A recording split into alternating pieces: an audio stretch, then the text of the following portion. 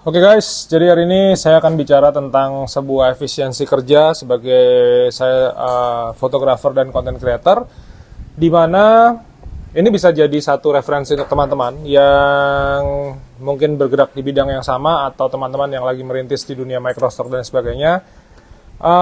Intinya adalah satu kali saya bekerja, itu 3 perusahaan saya, 3 bisnis saya semua dapat manfaatnya. Jadi mudah-mudahan ini bisa jadi inspirasi buat teman-teman semua. So, stay tuned guys.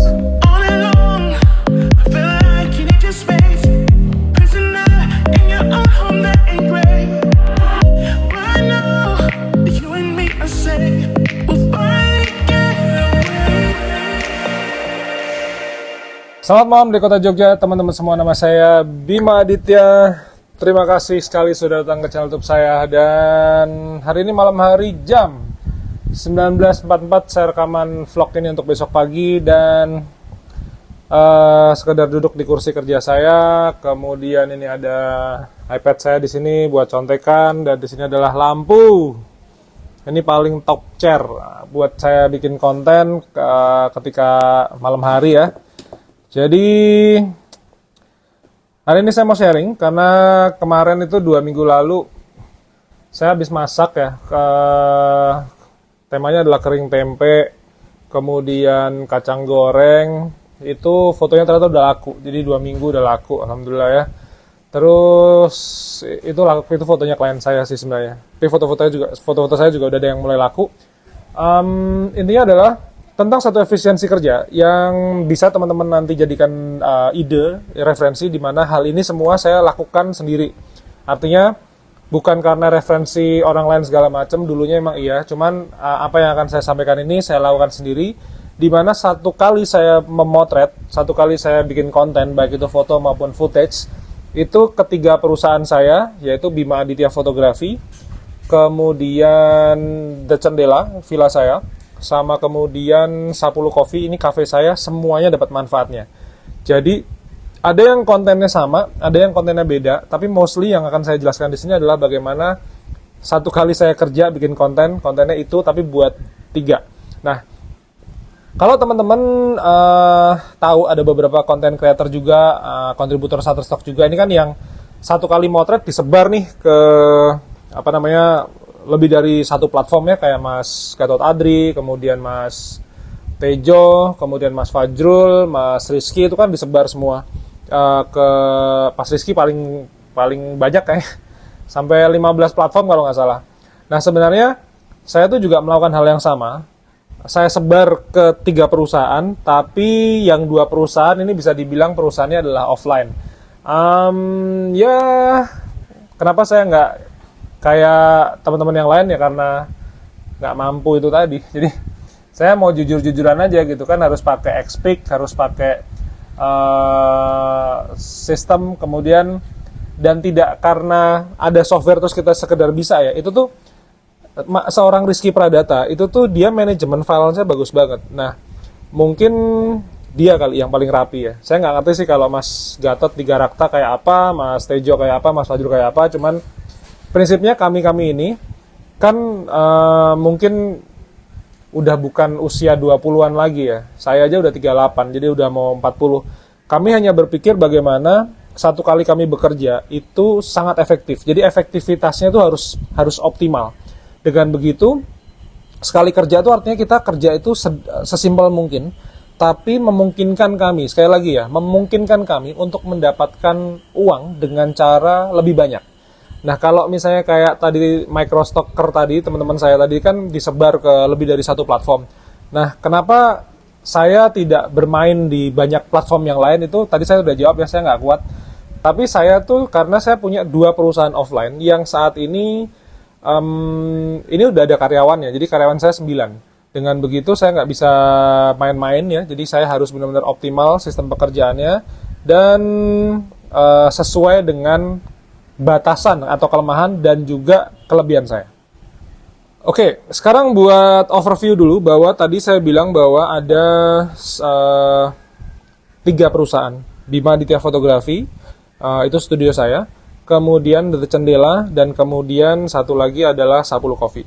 Nah, Dari Bima Aditya Fotografi dulu deh. Itu tuh saya tuh sekarang sudah shifting. Jadi memotret wedding sudah kayak jarang sekali. Jadi saya udah 12 tahun lah motret wedding, dari 2009 sampai 2021, 2022 itu memang fokusnya di wedding sama portrait. Jadi saya udah keliling-keliling segala macam. Nah, singkat cerita 2019 anak saya yang keempat ini lahir.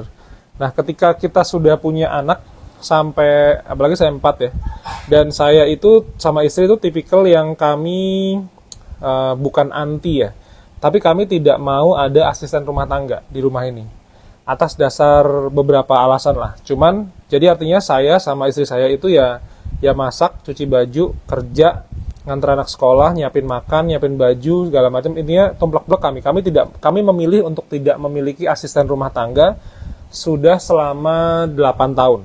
Nah, maka ketika anak saya yang keempat ini lahir, saya udah mulai mikir, ini kalau saya tinggal ke Hong Kong gimana caranya gitu. Saya tinggal ke Maldives gimana caranya.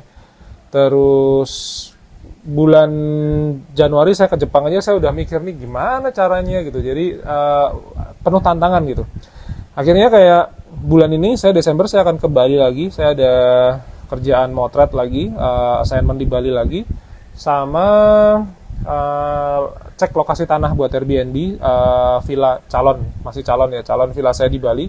Itu akhirnya semuanya saya ajak. Jadi kita berenam. Jadi ini gimana caranya biar efektif lah, kurang lebih begitu. Nah, tapi Bima Aditya Fotografi ini tuh ada 9 aliran income. Yang tadinya saya tuh cuman dapat uang dari wedding, pre-wedding, portrait ya. Jadi walaupun wedding sama pre-wedding ini saya pecah menjadi 2 divisi gitu. Dulu tuh ada wedding, pre-wedding, portrait. Nah, sekarang ini ada kayak tambah 6 lainnya. Salah satunya adalah yang besar justru dari content creator dan micro stock, artinya daily stock fotografi ini. Itu penghasilan yang bahkan saya bisa bilang ini bisa shifting penghasilan offline saya di wedding fotografi. Jadi Bima Aditya Fotografi itu ada 9 divisi, sehingga saya kayak harus 1 kali kerja untuk semuanya itu harus sangat optimal. Sekarang bisnis saya yang kedua, The Cendela. The Cendela ini dulu awalnya hanyalah travel blog. Travel blognya sekarang masih ada, namanya bomanta.com, teman-teman boleh akses. Itu tuh ini adalah pengalaman saya tentang ngebolang ke luar negeri, tapi dengan cara mandiri. Jadi saya tuh anti travel agent, bukan anti ya, cuman saya lebih seneng kesasar sendiri lah, kurang lebih begitu. Nah, blognya masih ada sampai sekarang, cuman bisnisnya mulai berganti dari yang tadinya kita travel blogging gitu. Sekarang saya masuk ke ranah namanya adalah hotel operating system. Nah, Cendela ini adalah salah satu properti yang saya kerjakan, di mana saat ini saya sudah develop 6 properti untuk Airbnb, untuk villa. Dari situ untuk kebutuhan si Cendela ini kan kebutuhannya ada untuk persewaan mobil, ada sharing tour, kemudian kayak nonton Sendera Tari Ramayana, tour Sunrise Borobudur, ke mana lagi, ke Bromo, ke Ijen, dalam segala macam. Itu tuh semua diatur sama si perusahaan nih. Saya yang kedua ini, namanya The Cendela ini. Dan tantangan yang cukup menantang ya, saya bisa bilang menantang ya, ada beratnya juga gitu. Saya baru belajar untuk membangun villa. Jadi villa ini kerepotannya kayaknya kalau saya lihat ya, saya juga belum pernah bangun rumah sih sebenarnya. Cuman kerepotannya mungkin bisa 2-3 kali lipatnya, karena saya cuma punya 3 kamar. Tapi 3 kamar ini kayak plafonnya khusus, jadi harus pakai papan kayu sekarang. Tadinya cuma pakai kayak gypsum atau triplek segala macam gitu. Ini sekarang pakai papan kayu. Kemudian saya harus membangun kolam renang, di mana kalau teman-teman yang kerja mungkin jadi kontraktor ya atau developer ya, itu pasti bisa ngerasain bagaimana sih susahnya ngatur material, pasir kapan, splitnya kapan, semennya datangnya kapan, sama tukangnya ini, tukang kayu, tukang listrik segala macam, itu tuh kompleks banget. Nah, belum saya memonitor menjalankan villa saya yang 7 kamar ini saya masih harus membangun villa saya yang baru. Jadi total 500 meter persegi, dan itu kompleksitasnya tinggi sekali. Maka dari itu ya, itu tadi saya bilang di depan udah nggak kuat saya mau split ke 2-3 platform, apalagi kayak Mas Rizky 15 platform itu udah nek corone wong Jawa ki pecah dase itu kepalanya sampai udah bisa boom gitu. Nah, jadi Cendela itu adalah bisnis saya yang kedua. Sekarang yang ketiga, ini namanya adalah Sapulu Coffee, di mana Sapulu Coffee ini adalah konsepnya adalah sebuah kedai ngopi di teras rumah, yang mana rumahnya ya Cendela tadi itu yang bisnis saya yang kedua ini. Nah, si Sapulu ini saat ini sedang punya tantangan. Jadi kalau kita di Pulau Jawa, yang namanya kafe itu pada saat Ramadan itu bisa dianggap kayak hampir 0 rupiah. Itu sepinya setengah mati. Itu beda sama kalau misalnya nanti saya buka kafe di Bali. Makanya ini saya lagi bolak-balik ke Bali itu karena saya coba cari peluang baru di mana hidup saya dalam tanda kutip ini bisa 12 bulan. Tapi kalau di Jogja ini bisa mungkin cuma 10 bulan karena kepotong Ramadan tadi itu. Alasannya sederhana, orang bule, di mana market saya itu kan banyaknya bule karena saya pakai Airbnb. Itu kalau udah Ramadan dia nggak mau ke Pulau Jawa, sepertinya begitu. Jadi antara dia kepengen menghormati kita sebagai umat mayoritas Muslim, sama yang kedua dia kalau kayak mau dugem, dia kayak mau minum bir, mau minum wine, alkohol gitu, dia kayak ngerasa bersalah gitu. Saya pikir ada baiknya juga, cuman sebagai saya yang bisnis di bidang hospitality dan tourism itu kayak mau mati gitu karena saya harus menggaji karyawan saya di bulan itu. Padahal omsetnya turun, sedangkan nanti bulan depan selain gaji ada THR, dan THR saya itu 1 kali gaji. Jadi bisa jadi di bulan itu tuh kayak omsetnya turun, cuman saya pengeluarannya kayak 2 kali lipat. Nah itu yang tadinya harus gaji 9 orang nih kayak gaji 18 orang. Nah itu tantangan saya seperti itu. Jadi Bima Aditya Fotografi, The Cendela, sama Sapulu Coffee. Nah ini yang sedang saya kerjakan saat ini. Nah pertanyaannya adalah gimana caranya saya 1 kali kerja ini ketiga perusahaan ini jalan semua. Karena tadi saya itu kan dari sisi keluarga ya, saya memilih untuk tidak memiliki asisten rumah tangga. Lalu saya tipikal orang yang family man, jadi saya nggak kepengen pekerjaan itu mengganggu urusan kekeluargaan saya. Mungkin ini kebalik ya dari teman-teman, tapi ya itu yang bekerja di pribadi saya sampai 15 tahun saya bisnis. Untuk teman-teman sebagian atau mungkin untuk orang-orang yang bisnisnya jauh lebih besar daripada saya, pasti pertanyaannya kenapa nggak angkat karyawan lagi, kenapa nggak angkat sistem. Nah, kalau teman-teman yang sudah pernah punya bisnis dan punya karyawan, pasti teman-teman tahu bahwa yang namanya ngurusin manusia itu tidak segampang ngurusin robot. Maka itulah mungkin sahabat-sahabat saya microstocker itu semuanya pada pakai robot semua. Ya saya bisa-bisa aja ya. Cuman dulu villa saya itu dibangun karena saya tuh kepengen rasa humanis. Karena saya dapat email dari klien langsung ke Singapura, dapat email dari klien langsung ke Hong Kong, dapat email langsung ke Bali segala macam. Saya nggak pernah bisa ketemu, hi guys, so how are you, so where you come from, dan lain sebagainya. Saya salaman, saya peluk dia, saya nggak bisa kayak begitu. Nah, akhirnya saya kekurangan sisi humanis. Dari situ 2013 saya makanya bikin villa, bikin cafe segala macam sampai sekarang. Intinya ya kepengen punya bisnis yang masih bersifat humanis, cuman jangan terlalu repot. Dari situ saya masih bisa berpikir bahwa ini nek bisnisnya maraknya aku ngeluh pecah sirai gitu, wes tak gawe caranya. Ini saya kalau jadi ngomong Jawa nih, sorry ya guys.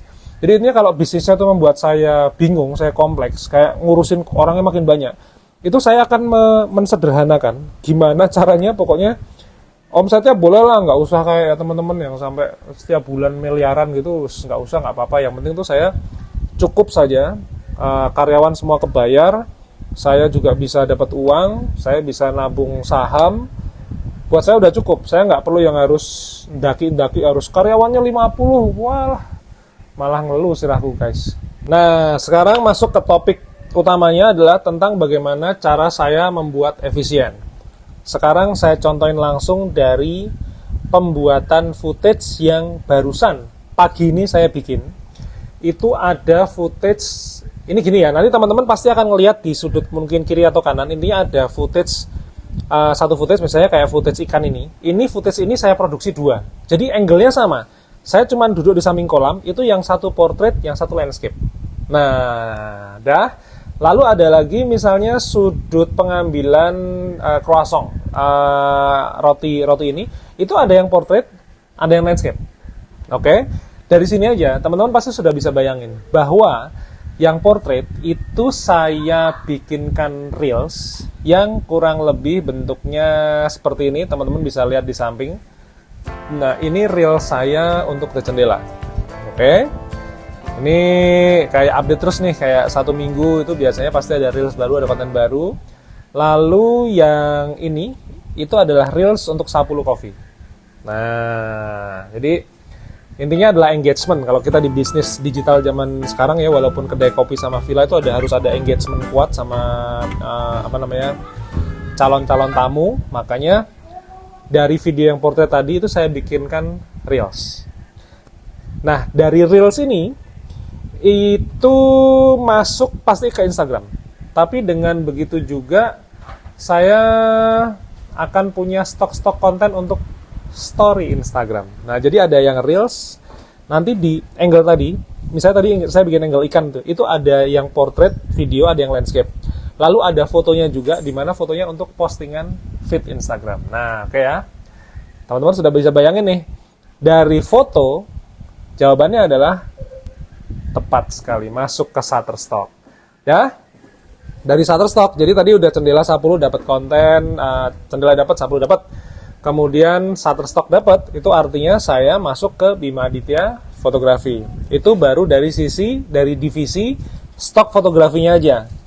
Lalu belum saya bikin konten kayak begini nih, saya ajarin teman-teman, nanti mungkin saya bikin konten bagaimana cara membuat stok foto, stok footage dengan menggunakan iPhone, karena ini semua tadi pakai iPhone semua. Saya udah bekerja mobile, saya pakai iPhone, saya pakai iPad 9 gitu ya. Ini semua kerja saya mobile. Lalu dari situ masuk ke jualan foto di Shutterstock. Kemudian saya masuk ke jualan footage di Shutterstock.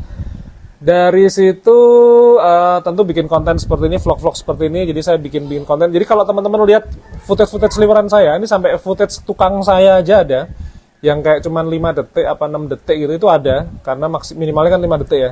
Itu selain untuk laporan saya di perusahaan, saya bikin feed segala macam, itu masuk ke dunia vlog konten kayak begini. Misalnya nanti saya mau ngajar, saya kemarin kan sempat diundang tuh gimana caranya bikin villa Airbnb gitu. Itu saya sempat ngajar para calon pensiunan Bank Mandiri waktu itu. Itu saya ajarin, saya tunjukin slide-slide-nya kayak begini. Jadi mereka lebih kayak, oh ternyata dicor dulu, kemudian ruangannya dulu, pasang keramik dulu, kemudian bikin kolam renang dan lain sebagainya. Terus kemarin saya sama teman-teman fotografer saya kumpul gitu ya. Jadi saya ini punya kumpulan asosiasi namanya Jogja Wedding Photographer. Itu tuh JWP itu asosiasi fotografer pernikahan yang di Jogja. Cuman network kita udah mungkin hampir kayak ke 4 pulau besar di Indonesia. Nah, dari situ kita sharing tentang pembuatan konten. Nah, konten ini kan satu hal yang cukup menarik ya untuk sekarang. Maka yang saya sharingin di sini adalah ketika saya bikin konten, iki pokmen carane satu kali bikin bisa untuk 3 perusahaan tadi. Nah, dari sini tadi teman-teman sudah bisa dapat bayangan. Ada yang masuk stok fotografi. Ini dari divisi fotografi dulu ya. Ada yang dapat stok fotonya, ada yang dapat stok footage-nya, ada yang dapat YouTube-nya seperti ini, tutorialnya. Saya lagi bikin online kelas segala macam, tentu butuh stok-stok segala macam, itu pasti jadi divisi tertentu. Kayak tadi saya bilang ada 9 divisi yang memang harus saya urus di fotografi. Di mana fotografi ini saya nggak punya asisten. Jadi teman saya kemarin tanya, Bim, kamu punya editor nggak? Nggak ada. Mas Fajrul tuh punya editor, saya nggak punya editor. Jadi saya bikin kayak begini, nanti sambil tidur nemenin anak-anak, saya mulai ngedit pakai CapCut segala macam. Saya semuanya kerjaan sendiri. Satu-satunya asisten saya di Bima Aditya Fotografi itu cuma istri saya. Jadi sebenarnya tujuannya gampang. Biar duitnya tuh di situ-situ aja juga. Jadi istri saya makan minta istri saya ngasih saya uang, ngasih saya makan, jadi bolak-balik ke situ doang gitu. Tapi beda di Cendela sama di Sapulu, di mana saya punya 9 karyawan total yang ya harus gajian setiap bulan. Oke, mungkin terdengar cukup kompleks ya. Bagaimana satu orang bisa dan harus bisa mengerjakan 3 perusahaan, memimpin 3 perusahaan. Dan ya kayak di The Cendela ya, The Cendela aja divisinya ada divisi tour, ada divisi persewaan mobil dan lain sebagainya. Aduh, memang ya namanya juga bisnis ya. Saya tuh masih kelas UKM. Kelas UKM tuh sederhananya gini, kalau kita mengacu pada peraturan pajak zaman dulu, di mana 0,5% ya UKM itu kalau masih omset total setahunnya di bawah 4,6 miliar, itu masih UKM, masih bisnis-bisnis recehan lah. Cuman ya bisnis recehan ini yang akan membantu Indonesia menjadi kuat, kurang lebih begitu. Nah, tentu nggak gampang ya. Ini saya bilang nggak gampang. Cuman bisa dilakukan kalau teman-teman mau. Maka kalau teman-teman kuat mental, terus kemudian teman-teman mau bisnis, saran saya, ini saran yang baik. Saran yang baik dulu. Saran yang baik adalah jalanin aja dulu kerjaannya, kemudian lakukan bisnis nyuruh orang. Tapi saran yang buruk, di mana saya pribadi memilih saran yang buruk, itu adalah langsung resign bulan depan. Karena orang tuh sebenarnya gini, selalu orang menjadi lebih kreatif, lebih struggle, lebih tough, lebih kuat itu kalau tidak ada jalan keluar lain. Nah, itulah yang saya lakukan dulu tahun 2008. Saya langsung memilih untuk tidak jadi arsitek. Saya ngangkat kamera saya, langsung saya motret apapun jobnya hari itu, apapun jobnya bulan itu saya lakukan. Ini saran yang kedua, ini highly dangerous. Sekali lagi, ini sangat berbahaya. Jadi kalau teman-teman nggak kuat mental, nggak kuat finansial, ya jangan ditiru. Tapi setahu saya, semua pengusaha dan profesional yang besar itu memulainya dari keadaan kepepet begini. Jadi, tapi ya disclaimer ya, saya tetap menganggap ini saran yang buruk karena ya ada bangkrut. Nah, kenapa saya sekarang bisa earning cukup banyak menurut versi saya? Ya karena saya sudah melewati kebangkrutan yang dulu minus 200-an juta itu. Itu buat saya yang umurnya masih di bawah 30 tahun ya. Itu minus 200 juta kayak mau pecah kepalanya guys. Dimana anak udah 2 pada waktu itu, terus kemudian 9 debt collector telepon saya setiap hari. Itu tuh nggak gampang. Maka tidak mudah, serius tidak mudah, dan faktanya saya sekarang kena BI checking, jadi saya nggak bisa ngutang lagi. Kalau teman-teman masih bisa ngutang ya disyukuri gitu, tapi saya nggak bisa ngutang. Saya beli tiket ke Jepang Januari itu cash bayarnya, nggak ada tuh bayar pakai kartu kredit, nggak ada, saya nggak punya kartu kredit guys. Jadi kurang lebih begitu. Nah, oke lah, kurang lebih begitu. Jadi mudah-mudahan video ini jadi inspirasi teman-teman. Ya konten tak pikir menarik ya, maka kan yang saya tularkan itu sekarang hanya salah satu divisi dari studio saya, namanya adalah stock fotografi, di mana sederhana idenya, kayak yang saya tulis di buku jualan foto di Shutterstock sama Shutterstock. Teman-teman sama-sama makan, teman-teman punya handphone, foto guys, crack. Jadi foto kacang yang tadi laku itu adalah foto makanan saya, real, itu foto makan siang saya. Saya foto kacangnya, karena saya mau bikin kering tempe, saya foto kacangnya, laku guys. Dah. Lalu foto sandwich, itu memang foto makanan yang saya jual di Sapulu Coffee. Jadi, file fotonya laku, berkali-kali, makanannya jelas berkali-kali, karena kan saya punya cafe. Lalu ada juga foto industrial furniture.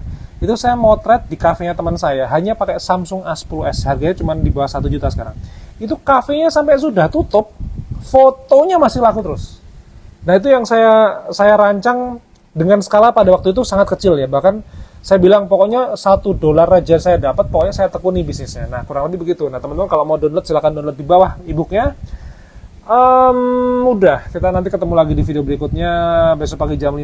Mudah-mudahan ini menginspirasi teman-teman. Sekali lagi ya, cukup kompleks, tidak bisa dilakukan oleh semua orang, tapi kalau teman-teman butuh referensi, ini gimana caranya saya sendirian, nggak ada asisten khususnya di bidang fotografi, ya begini, saya mau nggak mau, saya memilih untuk tidak punya asisten rumah tangga, untuk tidak punya karyawan di fotografi ya. Kalau di tadi kan yang lain kan saya punya karyawan ya. Ya kalau semuanya nggak punya karyawan nggak kuat juga guys. Gitu ya, mudah-mudahan video ini bermanfaat. Sampai ketemu di video berikutnya besok pagi jam gangsal.